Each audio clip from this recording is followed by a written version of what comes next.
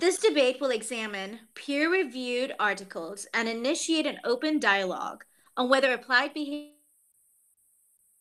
is ethical or unethical. Bouger states that ABA is an effective and an evidence-based treatment. Nevertheless, opponents such as parents, caregivers, and other professionals deem ABA as unethical. This debate will explore multiple perspectives on the ethics of treatment approaches, consider the fairness of practices, share real life experiences from individuals with autism spectrum disorder, present the impact of legal and ethical violations, compare evidence based measures versus treatment interventions, and attempt to pinpoint whether ABA is or isn't ethical. The format of the debate is informal. Each group member has been assigned a role that is based on the informal debate requirements. Samantha Catchy is playing the role of the introducer. Samantha will state an overview of both the points and the counterpoints and provide lead info both sides of the issue. Jessica Carr is playing the role of the summarizer. Jessica will provide a brief statement on the background of her point. Ruby Laredo is playing the role of the illustrator. The responsibility of the illustrator is to develop and deliver relevant information to the class using graphic or visual aids. Ashley Morgan is playing the role of the researcher. The researcher gives the study's findings, limitations, and or criticisms of the research. Katie Scott is playing the role of the fielder and will ask questions and provide the closing statement of the debate. The total time frame of the debate is about 35 minutes. It has been said that ABA is an evidence-based, highly effective treatment, and of course, there are many people who would debate this point. But before we dive into the topic, let's see what the ethical code states. Ethic Code 2.09, treatment intervention efficacy. Clients have a right to effective treatment based on research literature and adapted to the individual client. Behavior analysts always have the obligation to advocate for and educate the client about scientifically supported, most effective treatment procedures. Effective treatment procedures have been validated as having both long-term and short-term benefits to clients and society. Behavior analysts have the responsibility to advocate for the appropriate amount and level of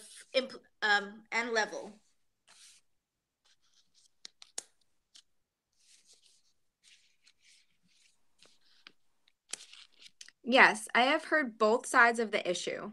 Some claim that ABA is the way, and others are against ABA. Why is there such disparity? And what are some disagreements? Jessica, what do you think?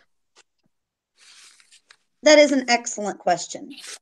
Many people consider ABA to be based on punishment and don't take into account that it is a therapy based on teaching replacement behaviors. Additionally, emphasis is placed on whether results are observable and measurable. So a therapist can't claim that the client is making progress without the data to back their claim. Clients with developmental disabilities and or severe behavioral problems have a right to be under the supervision of a behavior analyst who is properly trained in gathering information and interpreting it correctly. Additionally, the therapist must also stand against aversive interventions. Aversive interventions are when something the client doesn't like is used to deter the client from certain behaviors. For example, playing a loud noise when a client engages in an unwanted behavior. Clients have a right to receive effective and safe interventions. Also, Schreck and Miller stated that ABA is ethical in the types of alternative treatments they can provide and implement in the appropriate context. In being able to provide sensory strategies, ABA has helped individuals by reducing aberrant behaviors, improving the ability to focus, and helping them to develop body awareness. So for instance, each client that receives an intervention is treated and provided with the most effective treatment for their needs. This matters because we want clients to be able to show progress and success. And the reason we collect the data is to be sure that the success is due to the interventions being implemented. To support Jessica's statement of how BCBAs are properly trained, here are the steps to receive the BCBA credential. First, one needs to have a graduate degree in an approved field of study, such as behavior analysis, psychology, or education. One is also required to do approved coursework, supervise practical experiences, and pass the BCBA certification exam. A BCBA is expected to receive and document continuing education credits, and BCBAs need to be recertified every 2 years. To support Jessica's claim that ABA is based on evidence, in 1996, there was a review of over 250 studies that showed that ABA was effective in treating autism. Even earlier than that, there was a study of over 400 studies relating to autism and ABA, and the results show that the interventions had the most consistent results. To support Jessica's stance on punishment-based protocols, the BACB guidelines state that the procedures regarding punishments. Behavior analysts recommend reinforcement rather than punishment whenever possible. If punishment procedures are necessary, behavior analysts always include reinforcement procedures for alternative behavior in the behavior change program. Before implementing punishment-based procedures, behavior analysts ensure that appropriate steps have been taken to implement reinforcement-based procedures unless the severity or dangerousness of the behavior is necessary and immediate use of aversive procedures. Behavior analysts ensure that aversive procedures are accompanied by an increased level of training, supervision, and oversight. Behavior analysts must evaluate the effectiveness of the aversive procedures in a timely manner and modify the behavior change program if it is effective. Behavior analysts always include a plan to discontinue to use aversive procedures when no longer needed. According to Lee, punishment procedures are more effective when it comes to certain behaviors such as aggression towards others, self-injurious behavior, and/or destructive behaviors that have a high probability of hospitalization, social isolation, and/or serious immediate death or delayed death.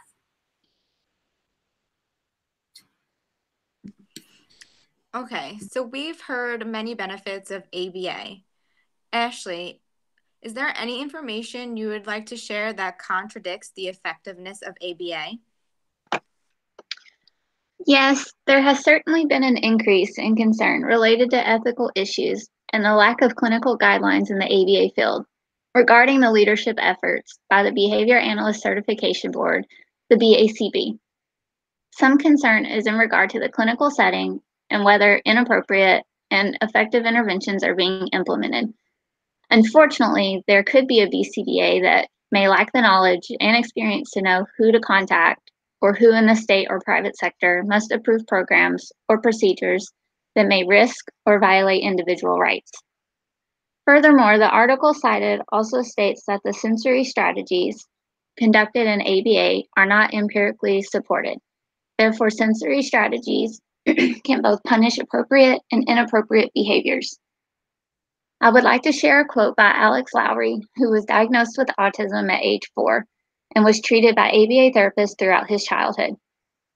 I had one consultant who tried to control my stimming 24 hours a day. My parents refused to cooperate. I'm glad they did. I believe this would have done me a lot of harm. Stimming has its purpose. When I stim, I'm going deep into my own world. I'm reliving certain memories, often with a twist on them, or I'm reliving what I've seen on film. I also stim when getting really excited, when I'm focusing on a special interest, or even when I'm processing what's happened during the day. You could say part of the whole way I think works through these movements. Stimming should not be stopped. When those on the spectrum have learned to control it all the time, I found it can increase stress and anxiety. Yes, there are horror stories out there about unethical scenarios and untrained BCBAs and therapists. It is sometimes easier to remember bad reports than successful ones. However, to counterpoint Ashley, The Behavior Analyst Certification Board, the BACB, American Psychological Association, the APA, and the Council for Exceptional Children, CEC, have established, maintained, and regularly updated the ethical guidelines. On January 1st, 2016, the 10 sections of ethical behaviors were put in place. The 10 sections include responsible conduct of behavior analyst, behavior analyst responsibility to clients, assessing behavior analysts in the behavior change program, behavior analysts as supervisors, behavior analysts' ethical responsibility to the profession of behavior analysis, behavior analysts' ethical responsibility to colleagues, public statements, behavior analysts in research, and behavior analysts' ethical responsibility to the BACB. Once the alleged violations have been made, then the BACB Disciplinary Review Committee investigates and can do one of 3 sanctions. These include an advisory warning, suspension or restriction of the individual's credential or eligibility, the revocation of a credential, or the revocation of the candidate's ability to become certified. Since Ashley used a testimonial of a negative scenario of ABA, here is one that sheds a light on the benefits of ABA from a parent's point of view. Everyone working with Charlie is amazing. We love his therapist and BCBA, and they can tell they really care about him and have his best interest in heart. Our BCBA is incredibly involved in Charlie's therapy and is always looking for ways to tweak it for improvement. If we have a concern about anything, she's available to discuss and adjust Charlie's therapy plan. So to sum up each of your views, Jessica, you're saying that ABA has specific guidelines and complies with the strict ethical code. Therefore, there are checks and balances to protect all parties. Ruby, you've added research to support Jessica's claim and provided insight on the evolution of ABA. Ashley, you shared a quote from a client, which was impactful, as at the end of the day, the main focus is the person, and his or her needs are equally important. Point number 2. ABA conducts effective interventions to clients due to procedures and high ethical standard requirements. This statement is backed up by Ethical Code 1.03 that states maintaining competence through professional development. Behavior analysts maintain knowledge of current scientific and professional information in their areas of practice and undertake ongoing efforts to maintain competence in the skills they use by reading the appropriate literature, attending conferences and conventions, participating in workshops, obtaining additional coursework, and/or obtaining and maintaining appropriate and professional credentials.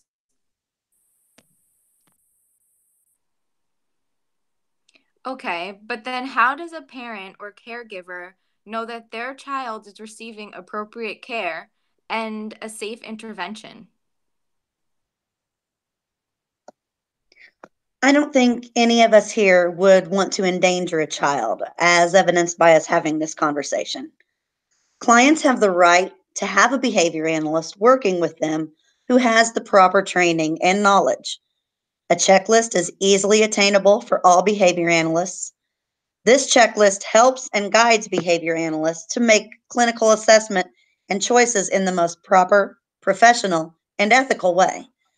Clients have a right to have a professional and skilled behavior analyst to monitor whether the ethical procedures are being put in place and that the checklist is being used.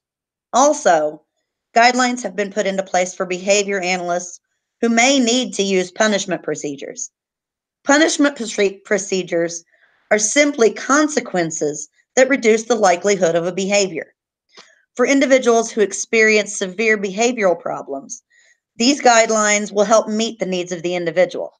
If punishment procedures are more successful and necessary, and if these procedures will help the individual make progress, then the client has a right to these procedures.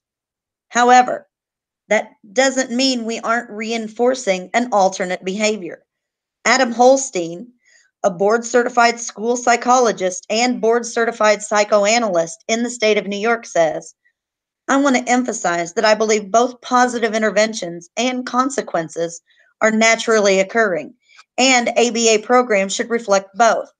Some proponents of ABA suggest that only positive interventions are necessary to teach, but I believe that by failing to put consequences in place, we do not prepare our children to deal with negative results or failure. They have to learn to accept consequences as well as accept rewards. I just wanted to add in that in the ethical codes, there are 14 different statements that reference the behavior analyst's responsibility to prevent harm. An example is in Section 2.0, Behavior Analyst Responsibility to Clients.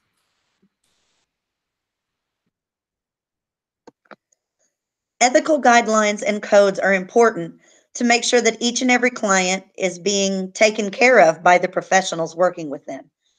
This information is important because all individuals receiving services and interventions have legal rights to a trained behavior analyst. ABA accounts for tremendous diversity for people with ASD. ABA is highly individualized. The treatment can be adjusted to accommodate clients with a range of abilities. And because assessments are used to determine how the client is progressing through the treatment, it is more objective than other approaches. While all of that is great in theory, this is just not realistic, especially when we consider a child in a school setting. Schools just don't have the financial resources to provide enough experienced and trained behavioral analysts to monitor every case. And for parents trying to get services for their children, it's even more difficult oftentimes. The cost for ABA services is $60,000 per year. That's more than the median household income in the majority of the United States. A median income of $60,000 is seen in only the wealthiest states in the country. In states such as Texas, Oklahoma, and Nebraska, the median income is closer to $55,000. In other states, such as Mississippi, the median income is much lower, as you can see in the graphic. Most families are unable to afford to spend the majority of or all of their annual salary for one therapy service. This violates the Ethic Code 2.12d, Financial Arrangements. Samantha, would you mind reading the Ethic Code for clarification?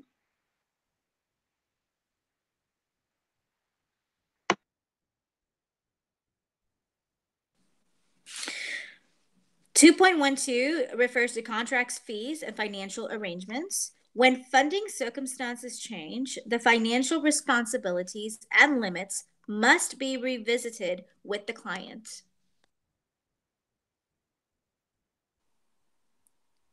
Ruby, is there any research to back this claim? Yes, I do have some research to back Jessica's claim that there are a chain of events that must take place before punishment-based protocols are put into place. Ethical Codes 4.02, 4.03, 4.04, and 4.05 all take part in making sure that clients are involved in planning and behavior change programs. All behavior change programs are designed to fit the individual's unique traits such as their environment, learning, and reinforcement histories, the functions of the behavior, and current behavioral repertoires. Then, based on those unique characteristics from the individual, the BCBA will make quantifiable behavioral objectives with operational definitions.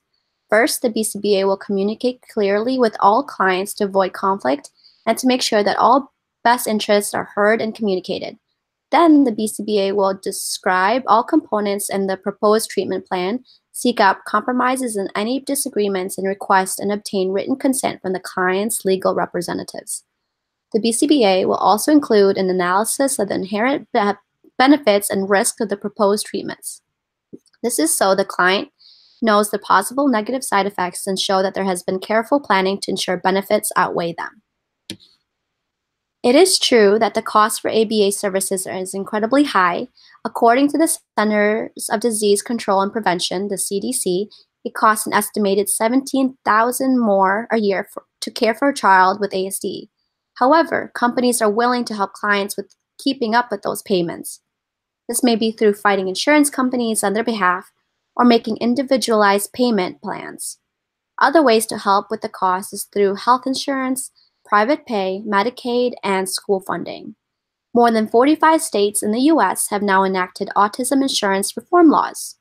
The Individuals with Disabilities Education Act, the IDEA, entitles ineligible children with disabilities, including those with ASD, to a free and appropriate education known as FAPE that emphasizes special education and related services designed to meet the child's unique needs. This means that providers should inform parents to research all services that will get more school funding so that the price is not a complete burden on the family. Point number 3, ABA protects the rights of the clients. This is Ethic Code 8.05 that refers to testimonials and advertising. 8.05, behavior analysts do not solicitate or use testimonials about behavior analytical services from current clients for publication on their web pages or in any other electronic or print material. Testimonials from former clients must identify whether they were solicited or unsolicited, include an accurate statement of their relationship between the behavior analyst and the author of the testimonial, and comply with all applicable laws about claims made in the testimonial. Behavior analysts may advertise by describing the kinds and types of evidence-based services they provide, the qualifications of their staff, and objective outcome data they have accrued or published in accordance with applicable laws. If ABA ethics codes claims to protect their clients' identities, how do those seeking ABA services know that they are getting effective treatments without endorsements from other clients? We all feel better when we can get a recommendation from another person. Otherwise, review websites wouldn't be so popular. Testimonials are made available to clients receiving treatments. Every client has a right to testimonials in order to have a document that supports the interventions they receive. Although it is an individual's right to receive testimonials, policies suggested by the Behavior Analyst Certification Board promote limited use of testimonials in order to keep clients' information better protected. No client will be used in a testimonial unless they've given permission to the therapist in the clinic to use their story. The legal and ethic codes are useful when it comes down to testimonials being used correctly. The legal and ethics codes are helpful, but they are just a starting place. It really is concerning when testimonials are used. Testimonials run the risk of ethical problems, including exploitative relationships, inaccurate portrayal of information, and breaches of confidentiality. Not only are we concerned with confidentiality and client privacy when testimonials are given, but we are also potentially dealing with a client who has been more or less programmed to say and do what they are told.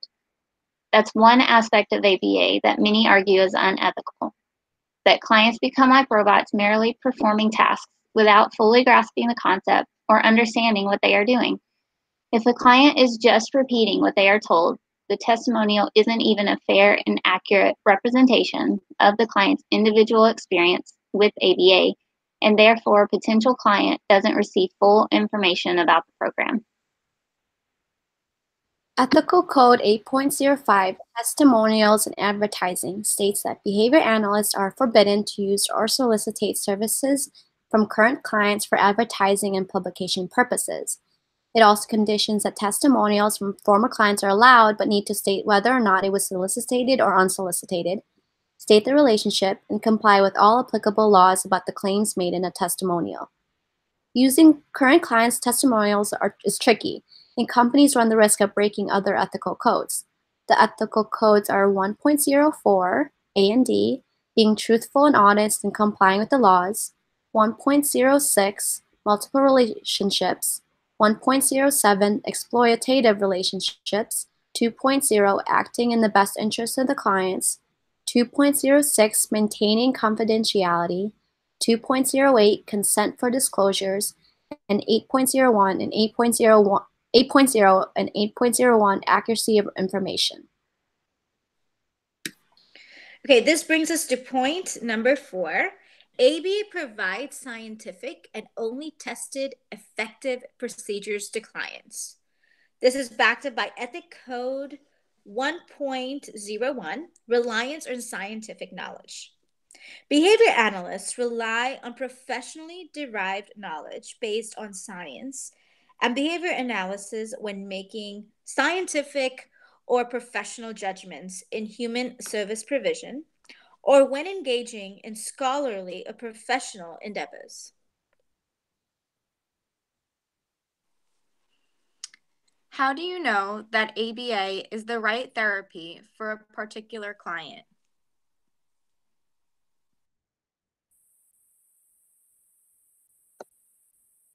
Clients have a right to receive all accurate and truthful information about the ethical principles regarding their treatment. For example, ABA teaches valuable life skills through repetition, utilizing prompt hierarchy, errorless correction procedures. Therefore, through systematic manipulations and replications of studies, ABA is able to provide effective training procedures such as the importance of repetition to a variety of life skills and enabling the client to function independently.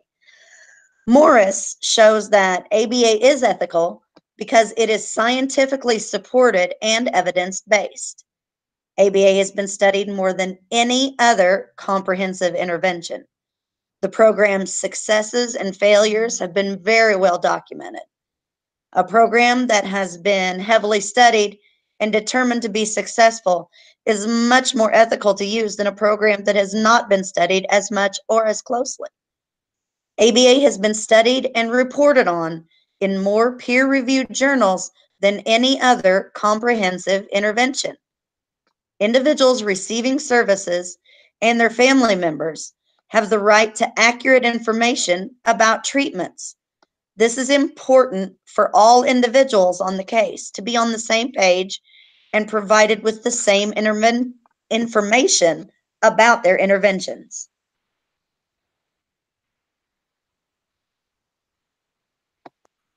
According to Van Houston et al., clients have the right to therapeutic environment, right to services whose overriding goal is personal welfare, right to treatment by competent behavior analysts, and right to programs that teach functional skills from Ethical Codes 4.06, 4.07, 2.03, 2.04, 1.02, 1.03, 2.01, and 4.01.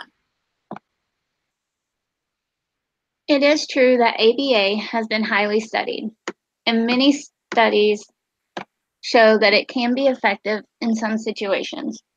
But in some cases, professionals are not trained correctly and fail to provide accurate and truthful information. When a professional is not trained correctly and does not provide accurate information, issues can arise.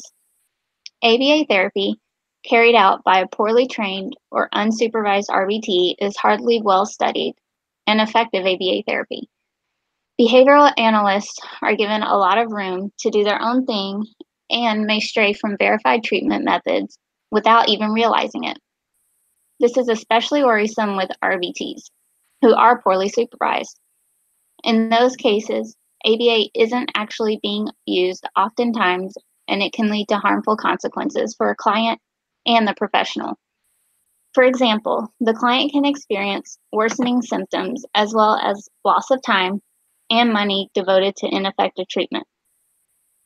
In reality, ABA has just not clearly shown to be effective across the board at this time, and clients need to be aware of these issues when deciding whether to begin ABA.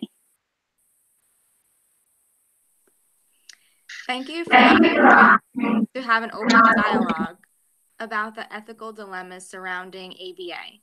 We hope this debate will promote more collaboration and unity in the field so that we can focus our attention on those who need us the most. This concludes our presentation.